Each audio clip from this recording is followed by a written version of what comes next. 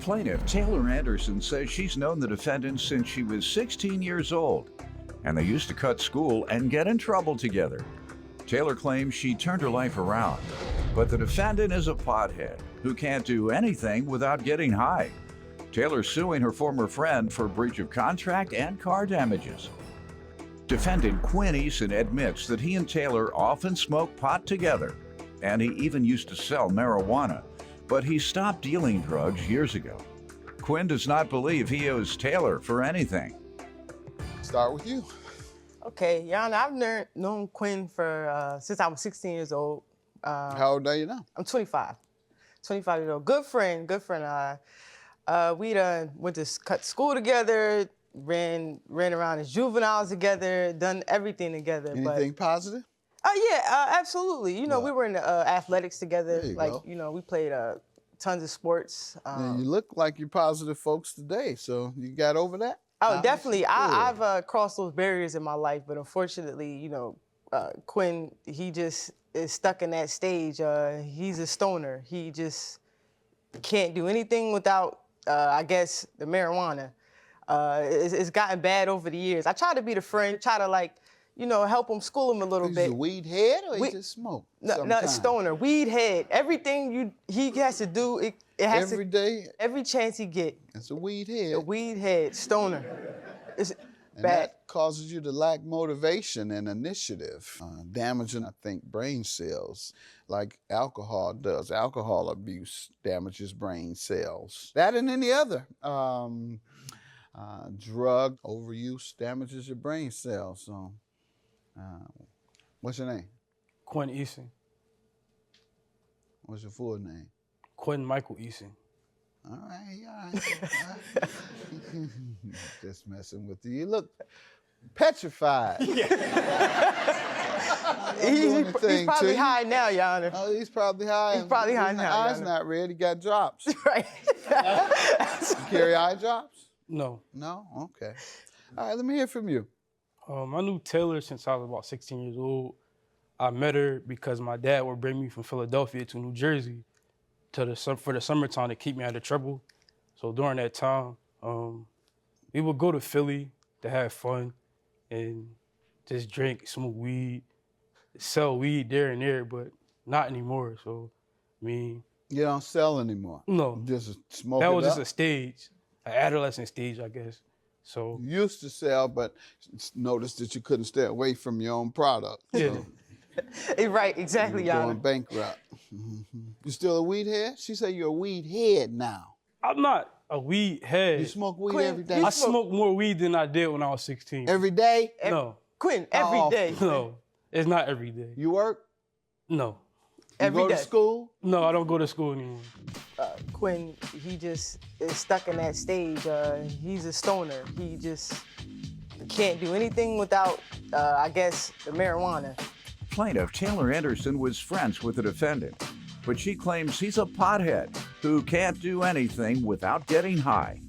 What do you do with your time every day? I'm actually about to start working this week. What, ain't no about to. What do you do right Oh, now? no, I stay home. I take care of my dad. I get paid for it. So Okay. And what's wrong with your dad? he has rheumatoid arthritis real bad. Okay. But for the most part, he's self-sufficient. Yeah. All right. So he don't need 100% of your attention. So what are you doing that other 90% when Smoking. he doesn't need your attention? Believe it or not, Eating Doritos, you say? I go to the gym. So You go to the I go what? to the gym there and there. I don't smoke weed every day. I go to the gym and play basketball in my spare time to stay in shape. So, or at least try to stay in shape. Rolling up. I just can't figure you out. I'm just looking at you. You speak well for yourself for the most part, but then the facts of your story doesn't jive with the way you look. You sound lazy, but you look good. Exactly. That's the point I'm getting to. I'm just telling like it is. How does he owe you money? Okay, Your Honor. He actually asked to borrow my 1992 Caprice. When's the last time you had a joint? Go ahead, ma'am. He actually asked to borrow my 92 Caprice Classic. since I had that car since I was 16 as well. He actually locked his keys, his phone, left the lights on in the car, and busted the window to get the keys out the car. Say that again. He left his phone, left the lights on, and the keys inside the car. Yeah. Was he high? He was high. He called AAA to jump the car, but I don't understand why he didn't call them to open the door instead of busting out the window. Sir. Yes. What? I had the keys. She gave me 3 sets of keys. I asked her before I left Jersey, I said, tell her, are you sure I can lock the door? Because I live in Philly. It's a popular car. I need to lock the door. She said yes. If she would have said no, I wouldn't have took the car. So That's an odd question. Yeah, a very odd question. Yeah, but because it was an old car, and I know the car, she doesn't lock it all the time. So locking the door is 100% secure against theft. Yes, but the keys did not work. He said, all you gotta do is lock your doors, ladies and gentlemen. And your car will never be stolen. They won't break the windows to get in to steal your radio or your airbags or any of the other things. If you leave your purse wide open with money flowing out of it, as long as the door's locked, you're good. Is that what you're saying? Yes. Well, let's just break it down. I'm gonna make it real easy where we can identify with this. If you walk, parking lot, pitch dark, nobody's there, but there's one car got a light on, but you look and the door's locked. However, it's a pound of weed sitting right there. What you gonna do? Honestly? Yes. I'm gonna leave the weed. I'm gonna leave it in the car. I'm gonna walk off.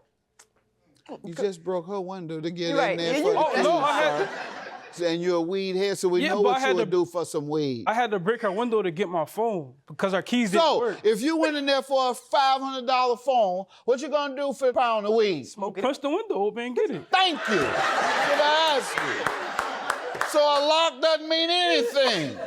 That's the point. All right, that's your only defense, sir. Yes.